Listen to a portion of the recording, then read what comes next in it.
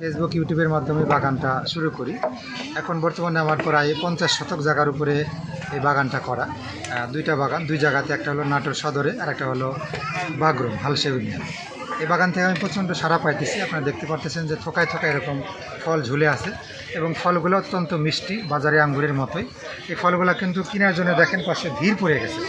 মানে বাজারে যে আঙ্গুরটা আমাদের পাওয়া যায় সেটা হলো বিভিন্ন ধরনের ফরমালিনযুক্ত, যেটা খাইলে সুস্বাস্থ্যকর না, যার কারণে আমাদের এখানে যে পলিনেট হাউসের মধ্যে যে বাগান, এই বাগানটা হওয়ার কারণে রোগ বালাই কম এবং এখানে কোনো রোগ বালাই মুক্ত ফলটা কিনতে পারতেছে মানুষ, যার কারণে ফল কেনার জন্য কিন্তু অনেক ভিড় পড়ে গেছে। এবং দ্বিতীয়ত কথা হলো যে আমাদের এই বাগান থেকে অনেকে চারা নিয়ে, অনেকে যারা উদ্যোক্তা আছে তারাও বাগান করতেছে, তারাও ভালো লাভবান হয়েছে এবং নতুন আরও লোকজন আসতেছে যারা বাগান করার জন্য উদ্যমী। এবং যারা বেকার যুবক আছে তারা বাড়িতে বসে না থাকে, যদি এই বিদেশি ফল আঙ্গুর আমাদের দেশে চাষাবাদ করা যায় বা আমরা যেভাবে করতেছি, করলে বাহিরের যে একটা চাহিদা, আমাদের যে আঙ্গুর বাহির থেকে কিনতে হয়, যে টাকাগুলো আমরা দিয়ে দিচ্ছি আঙ্গুর কিনে, সেই টাকাগুলো দিতে হবে না। আমাদের দেশের আঙ্গুর দেশের মাটিতে চাষ করে আমরা নিজেরা খেতে পারবো, প্লাস আমরা বাইরে বিক্রি করতে পারবো। তাতে কৃষক লাভবান হবে এবং আমাদের দেশের যে টাকাগুলো সেটাও বেঁচে যাবে।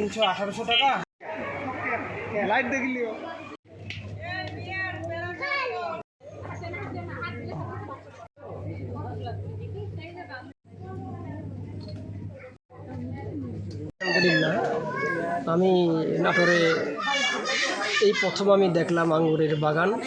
এটা আমি দেখে খুব খুশি হলাম।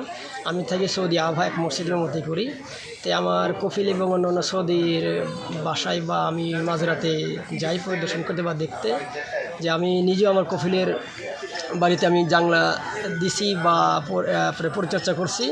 তো দেখলাম যে সৌদিতে একটু বেশি মিষ্টি, তো দেখেন একটু 19-20, এটা আমাদের বাংলাদেশে জাত না বিধায় একটু 19-20 হবেই, এটা নো প্রবলেম। তা আলহামদুলিল্লাহ খুব সুন্দর লাগতেছে। কিন্তু সৌদিতে এত বড় বাগান নাই, এত বড় আমার জাংলা নাই। এটা আমরা সৌদি যখন জাংলা দিই তো আমরা নিজের একটা জাত করি যে লম্বা করে আমরা দিই, আর এখানে গোলাকার দিছে যে, এবং এটা উপরে মশারি দিছে, যেটাকে বলা হয় মশারি বলি আমরা। সৌদি দেখুন মশারি নাই। তাই দেখলাম যে আলহামদুলিল্লাহ খুব ভালো লাগতেছে। 3 জাতের আঙ্গুর আছে। আমরা সৌদিতে সাদাও খাইছি আলহামদুলিল্লাহ, লালও আছে এবং কালো আছে। তবে এখানে দেখলাম খুব সুন্দর। এবং টপ যে দেখলাম, এই টপটা সৌদিতে আছে, কিন্তু এখানেও দেখলাম প্রায় সেম, কোনো সমস্যা নাই। এরকম সৌদিতেও আপনার টপ বিক্রি হয় এবং আপনার হলো এই মেরামত বা জাত করা হয়। আমরা বাঙালি বা সৌদিরা আসে বা তারা কিনে নেয় এবং তারা এই জাত করে এবং হলো বাড়িতে লাগায় বা উপরে লাগায়। খুব সুন্দর আলহামদুলিল্লাহ। জেলার বেশ কিছু জায়গায় আঙ্গুর চাষ হচ্ছে। এর মধ্যে একটি তরুণ উদ্যোক্তা, তার নাম মোহাম্মদ আমজাদ হোসেন। তিনি নিজ উদ্যোগে এই আঙ্গুরের চাষ শুরু করেছেন। আমাদের রাজশাহী বিভাগের কৃষি উন্নয়ন প্রকল্পের আওতায় আমরা 2টি পলিনেট হাউস দিতে পেরেছিলাম। তো একটি উনি ভাড়া নিয়েছেন আর কি, এবং লিজ নিয়েছেন, এবং আরেকটিতে উনি নিজ উদ্যোগে, মানে 2টি পলিনেট হাউসে উনি আঙ্গুরের চাষ করছেন। এখানে নাটোর সদর উপজেলায় বিভিন্ন ছাদ বাগান এবং পলিনেট হাউস দিয়ে মোটামুটি আমাদের 50 হেক্টর জমিতে এই আঙ্গুরের চাষ হচ্ছে। তো এই আঙ্গুরের জাতগুলোর মধ্যে রয়েছে ডিকসন, ভ্যালেজ, ব্ল্যাক রুবি এবং বাইকনুর, এই জাতীয় জাতগুলো এখানে চাষ হচ্ছে। আমাদের এই আঙ্গুর বাগানে সারা দেশের বিভিন্ন জেলা থেকে অনেক কৃষক টিম এখানে ভিজিটে এসেছেন এবং তারা উৎসাহিত হয়েছেন।